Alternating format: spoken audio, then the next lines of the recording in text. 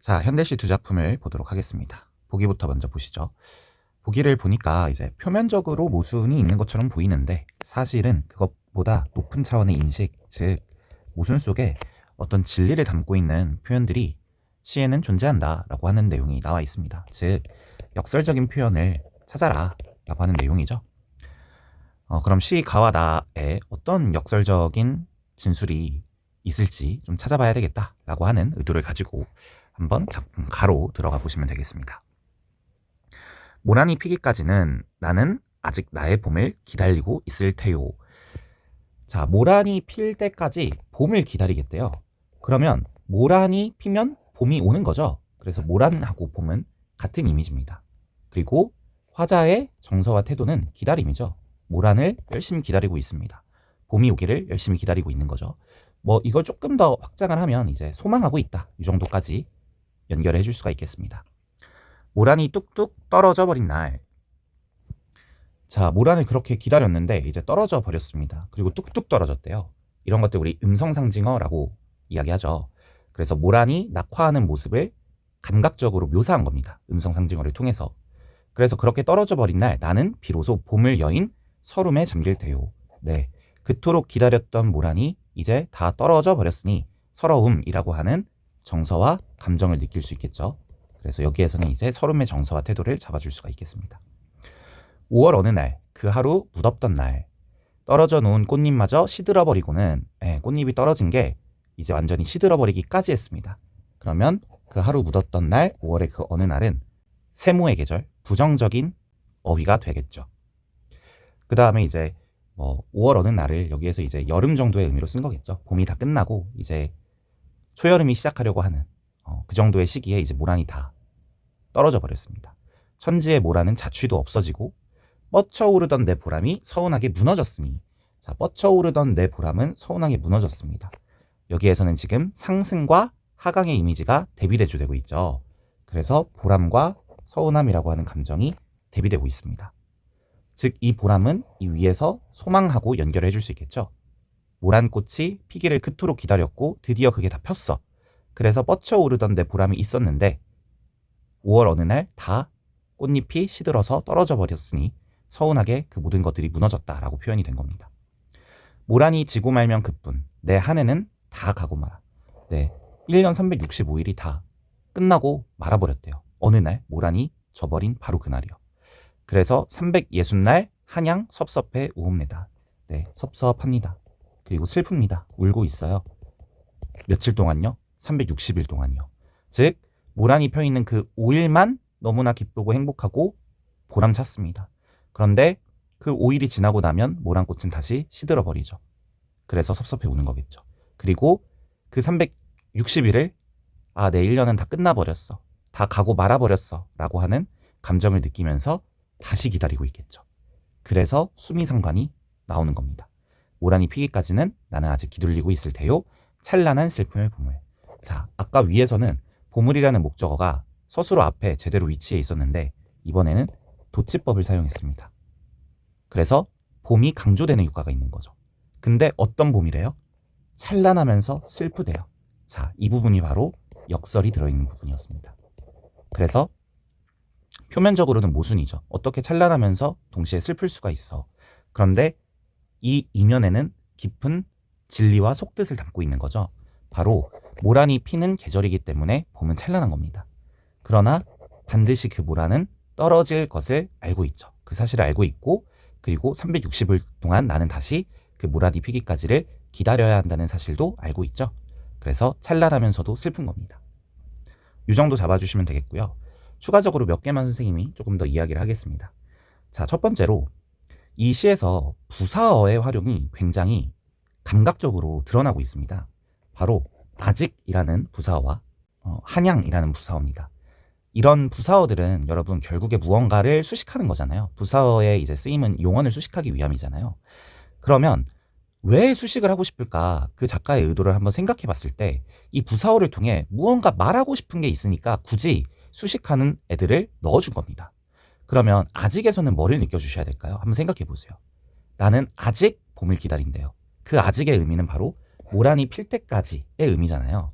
그래서 이 아직이라고 하는 부분에서는 화자의 기다림, 그 기다림의 정서, 그리고 그 기다림이 모란이 필 때까지 지속될 것임을 드러내기 위한 수식하기 위한 그런 표현으로서 아직이라는 부사어를 사용했다는 거죠. 그 다음에 한양, 이 부분에서는 뭘 느껴주셔야 될까요? 바로 이 부분이 강조되는 거죠. 360일을 매일매일 그 정도의 의미잖아요. 그래서 한결같이 늘 이 정도의 의미잖아요. 그래서 모란이 피곤하면 360일 내내 나는 섭섭해하고 슬퍼할 거야 정도의 의미를 가져가 주시면 좋겠습니다. 그 다음에 이제 두 번째 포인트로 있을 테요 이런 부분들, 우음내다 이런 부분들, 우리가 무슨 채라고 이야기를 하죠? 네, 바로 경어체라고 이야기를 합니다. 그래서 왜 이 시에서 경어체를 사용했을까라고 한다면 결국 경어체는 부드러운 어조를 가지고 있고 그렇기 때문에 좀 정서 표현을 할 때 섬세한 정서 표현이 가능하다 이런 이야기들을 합니다. 근데 이제 이 시의 주제 자체가 그 기다림에 관련된 시잖아요. 그러다 보니까 좀 경어체를 사용해서 문장을 서술하는 것이 시의 전반적인 분위기와 또 화자의 정서를 강조하는데 도움이 되겠죠. 그런 부분들 좀 잡아주시면 좋겠습니다. 그 다음에 하나는 이제 선생님이 아까 설명을 하다가 모르고 넘어갔는데 모란이 지고 말면 그뿐 내 한 해는 다 가고 말아. 이거는 여러분 과장법으로도 읽을 수 있습니다. 내 1년이 다 끝나버렸어. 모란이 지는 순간 이렇게 얘기하는 거는 과장법이고 그만큼 모란이 진 것이 나에게는 슬퍼라고 하는 내용이겠죠. 그 다음에 이제 나 뭐 이런 이제 시어가 등장하면 화자가 어디에 등장했다? 네, 표면상에 등장했다. 이런 이야기들을 하게 됩니다. 마지막입니다. 마지막으로 왜 이 시에서 변형된 수미상관 구조를 취하고 있느냐 포인트인데요. 기본적으로 이제 수미상관을 하는 이유들, 수미상관을 통해 얻게 되는 효과들 좀 외워주시면 좋죠. 첫 번째, 통일성이 있고요. 두 번째, 구조적으로 형태적으로 안정감을 줍니다. 그 다음에 마지막 세 번째가 제일 중요한데요. 주제가 강조되는 효과가 있죠. 그러면 이 시에서는 어떤 주제를 강조하고 있는 걸까? 사실 아까 선생님이 설명할 때 조금 스포를 했습니다. 바로 그 봄의 이중적 속성, 찬란하면서도 너무나 슬픈 동시에 그 역설적인 봄을 나는 기다릴 겁니다. 그 기다림이 순환될 것임을. 네, 1년과 마찬가지로 마지막 연애 수미상관을 해줌으로써 모란이 폈어, 모란이 떨어졌어, 너무 슬퍼, 그러나 또 기다릴 거야 라고 하는 그 기다림이 반복되고 지속될 것임을 드러내는 그러한 주제의식을 효과적으로 드러내는 도구로서 수미상관을 이용한 것이다 라고 잡아줄 수 있으면 좋겠습니다. 자, 그러면은 29번 문제 한번 풀어볼게요. 자, 색채어. 자, 기본적으로 여러분 색채어는요, 검정색, 파란색, 빨간색, 흰색 이런 색깔들이 나와줘야 됩니다. 그러니까 모란이라고 하는 시어 가지고만으로는 색채어가 활용되었다라고 얘기할 수 없고요. 뭐 모란이 무슨 색인지 선생님이 잘 모르겠네요. 뭐 꽃이나 이런 거에 별로 관심이 없어가지고. 그래서 어쨌든 색채어를 활용한 적이 없습니다. 그 다음에 대상의 불변성, 말도 안 되죠. 이거는 이 시의 주제와 너무 동떨어져 있죠. 모란은 불변적이지 않습니다. 오히려 가변적이죠. 딱 5일만 아름다움을 유지하고 그 꽃잎을 유지하고 떨어져 버리는 가변적인 존재입니다. 그래서 너무나 쉽게 정답은 고를 수 있었습니다. 네, 수미상관이 있었고요. 도치 마지막에 있었죠. 찬란한 슬픔의 봄을 시상을 그렇게 마무리했습니다. 음성상징어 뚝뚝 있었죠. 그래서 대상이 떨어지는 모습. 작품의 표면에 나타난 화자. 네, 그리고 정서를 직접적으로 드러냈나. 표면에 나타났다 하더라도 정서를 직접적으로 드러내지는 않았을 수도 있습니다. 그런데 이 시는 섭섭합니다. 그 다음에 서럽습니다. 이런, 그 다음에 서운합니다. 이런 정서들이 직접 제시가 되었었기 때문에 적절해지는 것이겠죠. 그 다음에 30번의 A. 어느 날, 네, 5월 어느 날, 바로 그 여름, 무더운 날, 뜨거운 날, 모란이 다 떨어져 버린 날이 되겠죠. 그래서 대상과의 소통이 확대될 리 없죠. 이때 대상은 당연히 모란이 될 것이고요. 모란이 시적 대상입니다. 대상과의 유대감을 느낄 수 없겠죠, 당연히. 대상을 통해 삶의 희망을 찾을 수 없습니다. 네, 꽃잎이 다 져버린 시간인데. 그래서 그 소멸로 인해서 슬픔을 느낀 시간이죠. 현실에 대해서 뭐 비판하는 건 아닙니다. 그래서 B를 보지 않아도 A 가지고서만도 정답을 고를 수가 있는 문제였습니다. 자, 31번 문제입니다. 우리 1번, 2번 선지는 해결할 수 있겠죠? 섭섭해 옵니다. 아직 기다리고 있습니다는 대비가 된대요. 왜요? 꽃이 떨어져서 너무나 슬프지만 그러나 나는 계속 기다릴 거야 라고 하는 태도죠. 그래서 대비가 되는 겁니다. 그러면서 화자의 기다림이 강조되겠죠. 그러니까 떨어졌다고 섭섭해 울면서 끝내지 않겠다는 거죠. 그럼에도 불구하고 나는 계속 기다리겠습니다. 그 다음에 2번 찬란한 슬픔. 네, 바로 역설이 사용되었던 구절이었습니다. 그래서 슬픔을 극복하려는 화자의 인식이 담겨 있다. 그렇죠. 슬프면서도 동시에 또 찬란한 겁니다. 또 찬란하면서도 동시에 또 슬프기도 한 거예요. 그래서 적절하다고 볼 수 있겠습니다. 네, 그러면은 우리 시 나로 넘어가 보도록 하겠습니다. 그날 나는 슬픔도 배불렀다. 네, 그날이 대체 어느 날인지는 모르겠지만 그날 슬픔이 배불렀다고 합니다. 자, 우선 슬픔이 배부르다. 말이 안 되죠. 슬픔이 어떻게 배가 부릅니까? 역설입니다. 그 다음에 눈물처럼 아름답다. 얘도 눈물은 슬픈 건데 그게 너무 아름답대요. 역설입니다. 그래서 이 시에서도 역설이 활용되고 있고요. 자, 1행부터 한번 보도록 하겠습니다. 아래층에서 물을 틀면 단수가 되는 좁은 계단을 올라야 하는 전세방에서 만학을 하는 나의 등록금을 위해 사글세방으로 이사를 떠나는 형님네. 자, 이사를 하게 되는데요. 어디에서 어디로 이사를 합니까? 전세방에서 사글세방으로 이사를 합니다. 누가요? 형님네가 하는 겁니다. 그죠? 그런데 그 형님네는 누구를 위해서 이사하냐면 나를 위해서 한다는 거예요. 그러니까 여러분들이 시를 읽으실 때 공감을 하고 화자의 정서를 느끼려고 하는 태도도 좋은데요. 기본적으로는 이렇게 주어진 정보들을 잘 정리할 수 있는 비문학적 독해력, 그러한 접근 방식이 먼저입니다. 이게 돼야 그 다음에 정서를 느끼든 말든 하는 거거든요.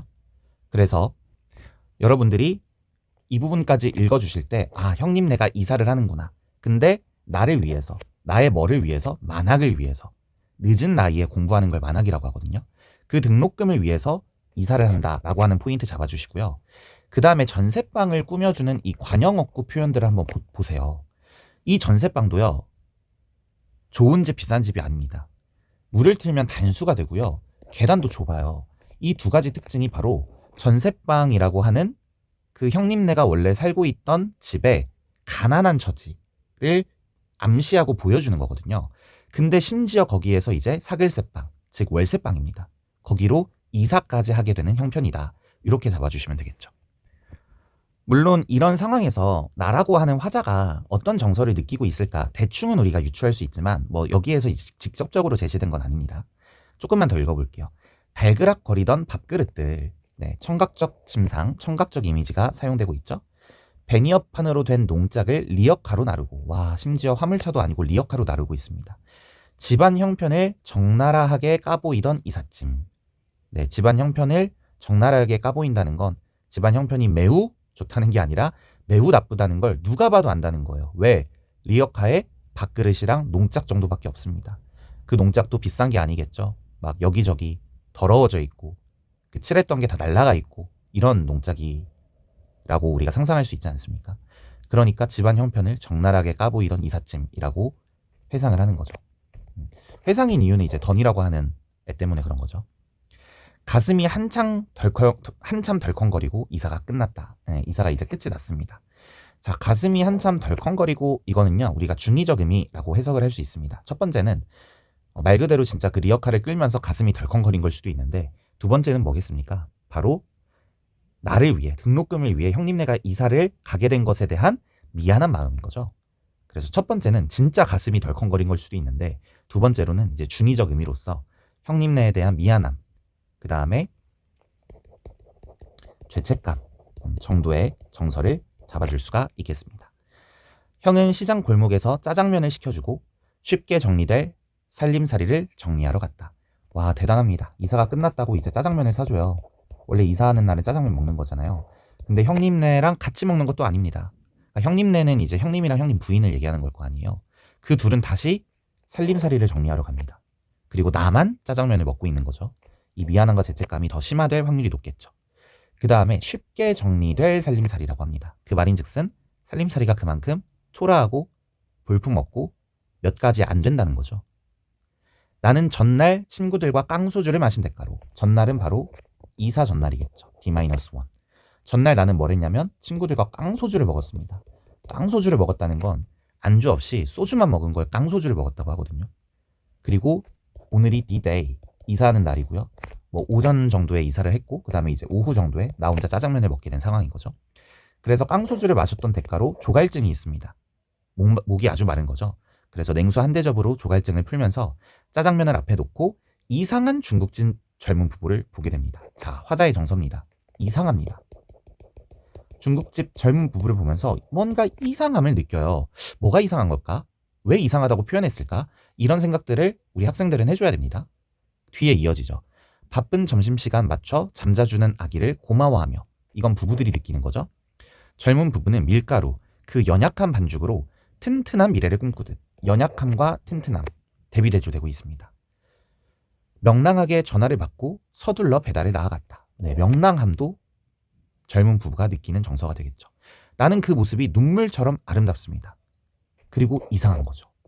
왜 저렇게 연약한 살림살이로 튼튼한 미래를 꿈꾸듯 명랑하게 살아가고 있지? 그게 화자의 눈으로는 이해가지 않는 겁니다. 저 중국집 젊은 부부의 처지라면 너무 힘든 게 정상인데 아기까지도 있고 얼마나 고달픈 인생일 텐데 왜 저렇게 튼튼한 미래를 꿈꾸듯 행복하게 살아가고 있지? 거기에서 눈물처럼 아름다운 감정을 느끼는 거죠.